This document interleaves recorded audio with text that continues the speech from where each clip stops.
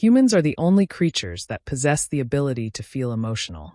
And when emotions run high, it is a basic human need to be listened to and heard. Whether it be emptiness, sadness, or random mood swings, an active listener must be approachable. Speaking of emotions and active listening, today we are going to begin our next module of active listening. In this lecture, we will attempt to understand the role of active listening when emotions are on the rise, such as anger, sadness, anxiety, and depression.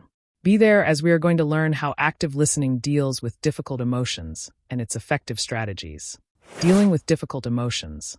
Active listening is one of the widely used tactics by psychologists to neutralize emotions running high.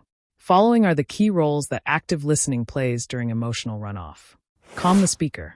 There comes a moment when logic and reason don't get a chance. Nothing except one thing makes sense. During those times, it is important to have someone beside you, someone to listen to, somebody to rely on. When listening to the speaker and emotions are on the lead, the best one can do is to listen attentively and calm down the speaker. Be it firm eye contact or physical gesture, anything would work. Ryan Holiday, in his book Obstacle is the Way, explains how Marcus Aurelius, the Roman emperor, used to discuss war strategies with his general. Not only those discussions helped him calm down, but also resulted in reducing his stress. Ensures in-person availability. The next big thing is the listener's in-person availability. Active listening assures the speaker that somebody is there to listen to all their grievances. Getting overwhelmed while speaking is quite normal. You may have watched people on TEDx cry while sharing their experiences. In a conversation, the listener's availability empowers the speaker to speak his heart out. For example, if the speaker gets emotional while discussing the novel The Kite Runner, the presence of an active listener would be enough to deal with those complicated emotions. Showing empathetic nonverbal cues. When emotions run high, nonverbal cues demonstrate the listener's sheer involvement in the conversation. In this regard, nonverbal communication, including attentive posture, facial expression, and overall body language, prove to be helpful to the speaker in managing his emotions. These gestures aid in reflecting on the reasons for getting emotional. Strategies to deal with complicated emotions. Well, that may be so, but dealing with the speaker's complicated emotions is not easy. Therefore, it is important to develop strategies for dealing with these emotions. Staying calm and neutral.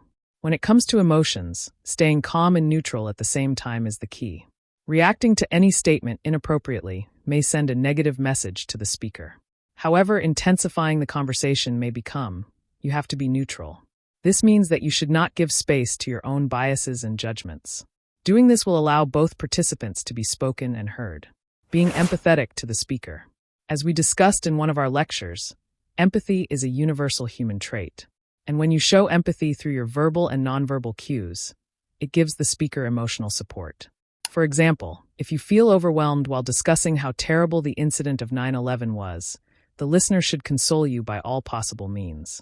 Hence, being empathetic to the speaker is the best strategy to deal with complicated emotions. Paraphrasing and open-ended questions. Rather than all the time, paraphrasing can also help to overcome emotional inclinations. Picture yourself being a fan of the renowned footballer Messi, and you get overexcited while mentioning his victories. An active listener at that moment must paraphrase the excitement to make sure that he was there all along. Similarly, open-ended questions can also play a pivotal role in handling complex emotions. For instance, engaging by asking open-ended questions may divert the speaker's attention or fade it altogether. Therefore, introducing open-ended questions can also prove beneficial in this regard. Benefits of active learning in managing complex emotions. You may have an idea by now how active listening helps in managing complex emotions such as stress, anxiety, depression, and anger. Let's have a bird's eye view. Helps in building trust and emotional connection. Ensures a deeper understanding of the speaker's state of mind. Reduces the chances of conflict and misunderstanding. Ever since humans started to evolve, emotions have been an essential part of our development. As the population grew, many voices went unheard. To prevent that from happening again, active listening has become more important than ever.